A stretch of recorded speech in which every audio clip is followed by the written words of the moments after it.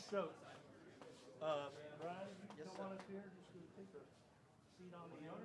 Yes. Congratulations. Thank you very much. Hey, got a replay right here for you. Your mark. Okay, gotcha. Come right ahead, sir. You won't get tired of it. Anybody got a blow dryer? Yeah, right. I'm getting some towels. Hey, I'm getting y'all some towels. Hey, Kenny. Mark Edwards.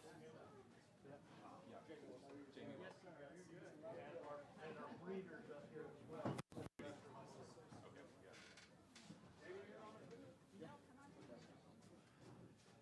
Judy coming? I believe she's in the restroom. I'll make sure she sits up. And we get you some towels. Hey, besides water, can I get you gentlemen, anybody any drink? A little Woodford Reserve? No, you all good? He said more water. There you go. Really, right behind you? Judy, you look great. Congratulations. We're gonna sub him out the last race. Gotcha. I'll get you covered. If you can, And I'll get. Yep, I'll get it right back. maybe we can do in a minute. Oh, thank you. All right, welcome down to the media briefing room, everyone. The Longines Kentucky Oaks goes to Torpedo Anna, and we are privileged right now to be joined by the winning connections. We've got trainer Kenny McPeak. We've got a few of the owners, Judy Hicks, who also bred the filly, as well as Mark Edwards and Jamie Wilson, and of course, winning rider Brian Hernandez Jr. Thank you all for joining us. And I think I would like to start with Brian, as is custom. If you could just take us through the race from your perspective, everything from leaving the paddock to crossing the wire. Just tell us how it went. It was just, it worked out kind of the way we thought it was. Kenny and I have talked about the race a few times over the last few days, and it looked like there was no speed to our inside, so we thought that if we left there letting her run under the wire the first time, she'd get good position, which she did, and then from there, she's just such a naturally talented filly. She went a little quick to the half and the whole way around there, really, but she's just doing it with her ears up and cruising along. And the good thing about her today, you know, with all the people here in the crowd and everything else, over in Arkansas, she got a little nervous in the post parade, but I think that was just from her not racing in a while. Today, she got out there and she was just cool, calm, and just taking it all in. So when I seen the way she was in the post parade, I was like, man, it's going to take a really, really good horse to beat her today. And like I said, it was a magical moment because turning for home, she was so relaxed and cruising. I was kind of able to enjoy listening to the roar of the crowd for a few jumps, and then when I called on her, she responded and just ran away from them. And Brian, you've had so much success here at Churchill Downs. You're a Breeders' Cup Classic winner, but this is your first Kentucky Oaks winner. Just tell us what it means to win one of the big ones here at Churchill. Yeah, this is something special. You know, this will be my 20th year here at Churchill Downs watching the Kentucky Oaks. I came here as an 18-year-old kid right out of high school, and I'll never forget coming here and being able to just watch the Oaks and to actually win one. You know, it's with my parents and my wife and kids in the audience. It's a really special moment. It's something we're really going to enjoy. And I have to thank Kenny for sticking with me all these years. You know, I've been fortunate enough to ride for him, and he's given us some really good opportunities, and we've been successful at it. And Kenny, I want to ask similar of you. So just starting with the race itself, just tell us how you saw it unfold and what you enjoyed seeing through the race. I was pretty calm through it all. You know, when I saw she clicked off on her own, and she was basically just in hand under Brian, and I felt really confident, even first half mile. But she's just fast, and you know, Judy's bred a beautiful filly here, and you know, she's got gear on top of gear, and I'm just really looking forward to her future, even beyond today. Those were some pretty quick fractions, though. Yeah, well, you know, but she can do that, and you know, at Oaklawn she was on the outside draw, and she jumped quick, and she put him in position real easy. And you know, good horses make our job easy. They're hard to find, but boy, when you get one, it's something special, isn't it? Well, and you've come to the Oaks with some good fillies before, finished second 3 times. How about you? How does this feel to finally get an Oaks win? Pretty good. You know, we work our tail off, Yeah. and the seconds were a little frustrating. And you know, I'm really proud of the fact that you know that we bought her, and a couple of the others that we've run in the race, I bought at auction. And you know, you work at it and you work at it, and you try to figure out what kind of formula it's going to take to come up with a horse that can win races like these. And it's come together today, and you can't take any of it for granted, and you just keep at it. And she had a nice work previous to the race, and you were pretty relaxed all week. What gave you that sort of like, not just confidence, but ability to just chill and relax despite being live in the Oaks? Well, when you bring horses into these races, you're watching their feed tub and you're watching how they're moving in the morning and you're trying to pick up anything that you think might be a problem. There was no problem, no error. I mean, she's a filly. You're going to take her back tonight, or they're going to take her back there tonight. They're going to bathe her, clean her up, bed her down deep, and then they're going to throw her feed tub in it, and it'll be gone. And that's, you know, that's a big deal. When horses eat well, they run well. And she's a good doer and just a real healthy filly. And like I said, it makes our job easy. Judy, congratulations to you. You have a homebred Oaks winner. What are you feeling right now? Emotion I can't really describe. She was always a tyrant at the farm. You went in the stall to try to catch her with her mother, and she would turn and fire at you with everything she had. The gal that foaled her is sitting in the audience with us, and Who's that? Lita Fannin. I don't know where she is. Did she raise her hand? Lita, there she is over there. And she had a whole lot to do with her temperament and just getting her to relax and do things we wanted it our way. She didn't always get it our way. She had it her way a lot of times too, but And very, what- very proud. And what can you tell us about the mare?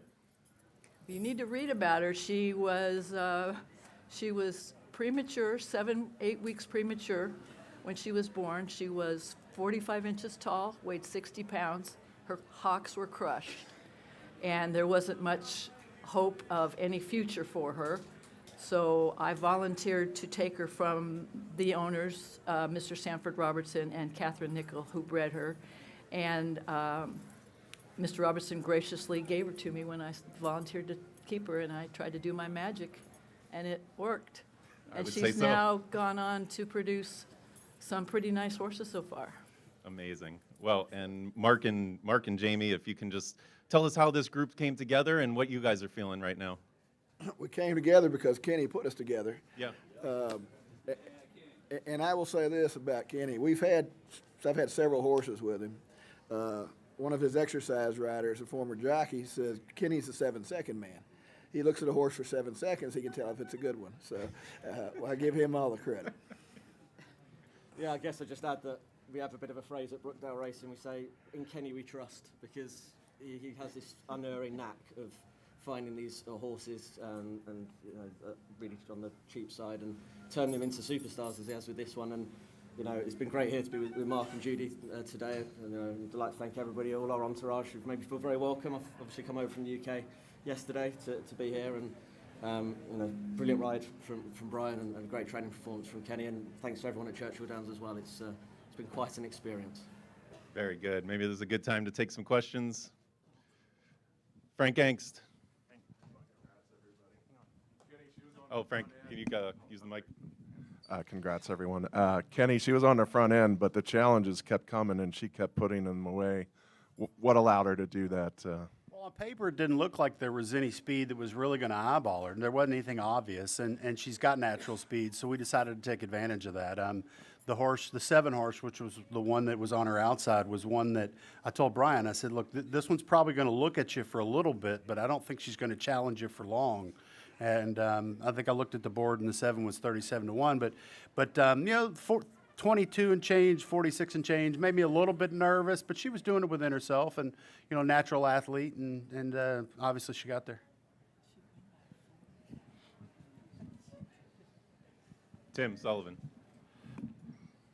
Kenny is one of the few trainers who's won the Preakness with a filly. Is that an option for this horse? I've thought about it already.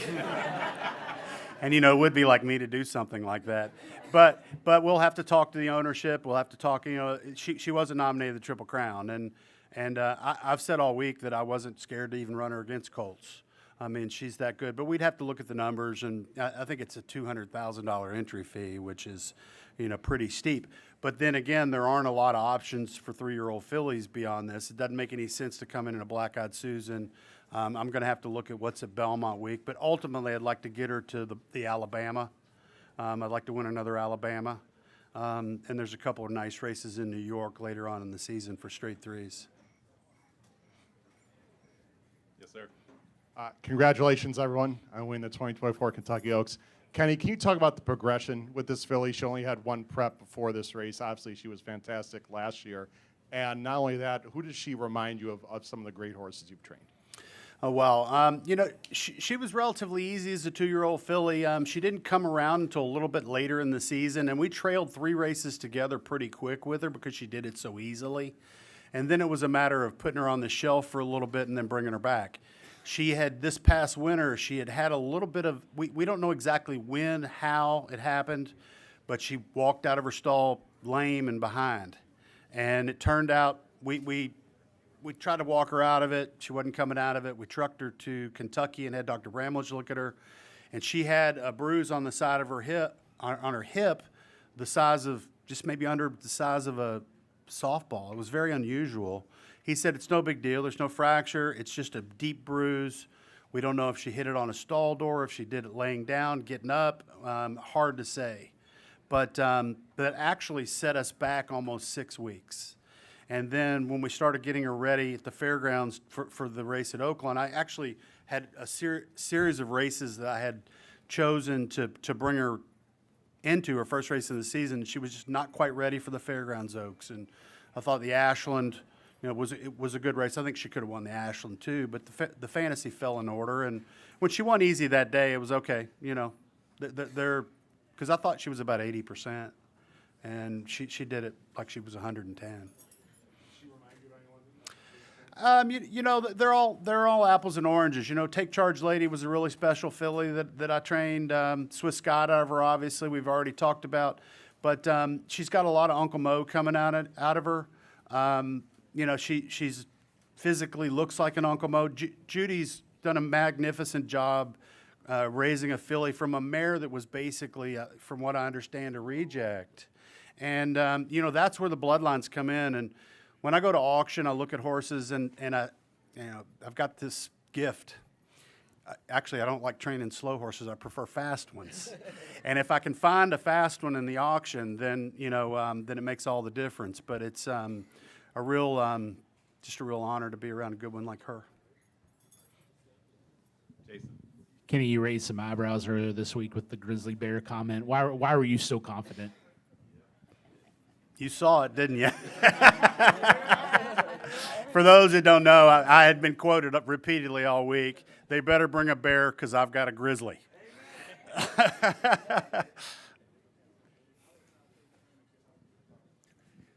It wasn't Babe Ruth calling a shot, but maybe, you know. Kenny, you've been a runner-up in the Derby, a runner-up 3 times in this race. Does that add to this moment for you, and was it hard to deal with those setbacks? It does add to it, you know, but setbacks are part of the game. I mean, there's an old saying, win like you're used to it and lose like you like it. And so you have to deal with the losses, and you have to learn from the losses. And, you know, all I've done is try to bring some good fillies into the race. I think I've had a couple of thirds and fourths also. So, you know, we were kind of getting an idea what kind of horses it took, but you know, to punch it over the edge is really nice. Oh, sorry. Yes, sir.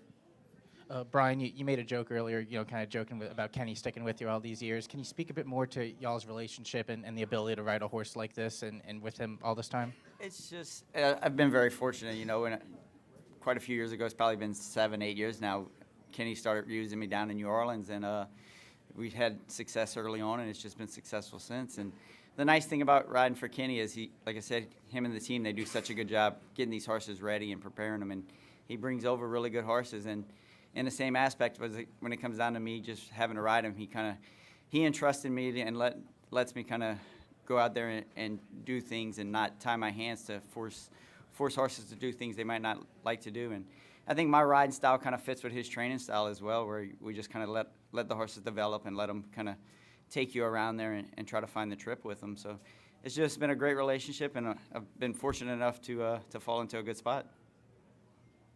Yeah, cool. Kenny, you said before you were pretty calm throughout the race, but, you know, knowing you've been second in this race 3 times, and when she came to the head of the stretch and a champion's running at her, was there any thought of, here we go again, or were you that confident in your filly? I was that confident. I was just, the last eighth of a mile, I was like, just don't fall down. You've got this. Just get there. No, it was nice. You know, she, like I said, pretty confident throughout the race, especially when I saw the way she was sitting underneath Brian. He didn't have to hustle her to get her there. She took him there, and that's the kind of horse we all need. Kenny, can you take us back to last fall and her first 2 wins and what you thought of her back then? And when did you start thinking like, oh, this is my Oaks filly?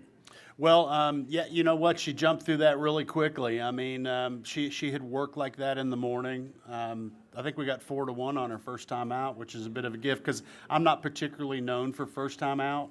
I tend to try to rate horses a little bit, let them learn some lessons. Brian is exceptionally good at that part of what we do.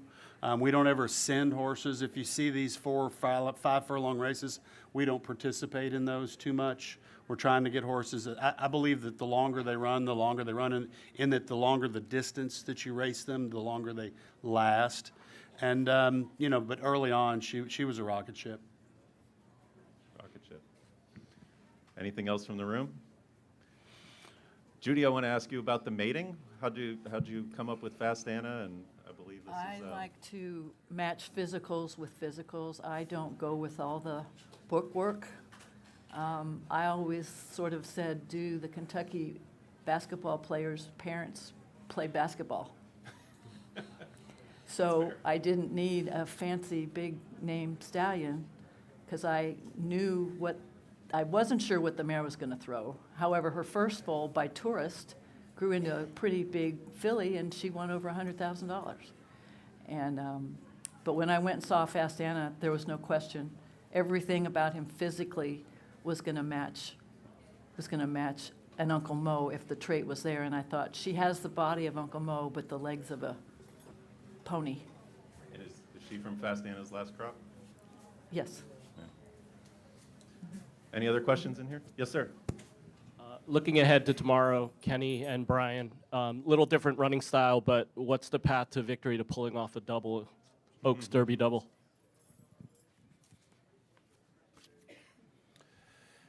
You want me to take that one? Yeah, you can. Let me say this about Brian. Brian is a consummate professional. He's a wonderful young man. No drama. If I say we're working at 5:30, he's there 15 minutes early. He usually beats me there, to be honest with you. Greg Geyer and him work together. Greg is an assistant of mine that's a fantastic guy, deserves a lot of credit. One of those guys that I can leave and go to another division for a week, 2 weeks, a month, no problem. But, you know, and we're really proud of everybody. You know, you trudge along in this game, and until you get a horse and you get more recognition like we're getting today, it's making all that hard work really worth it. And I've lost my train of thought on the question. The question was, what has to happen for you to pull off the double tomorrow? Oh, well, so listen, that horse is doing really good. That's I've said he's an old soul. That very quiet colt. Nothing fancy about him, but it goes out there and does his work, and he's very push button. I see a similar type of race out of him, although maybe not on the lead because Dornack sits in front of us. But it looks like we're going to get a rail trip, and he's shown he can run from the inside like he did at Oaklawn in the Southwest. And in the in the Arkansas Derby, we were hung in the outside post. So look, I mean, I think we could pull this thing off. That'd be pretty awesome. Well, maybe we'll see you back here same time tomorrow. Count on it. Any other questions? All right, well, thank you all. Congratulations to the connections of Torpedo Anna, winner of the Longines Kentucky Oaks.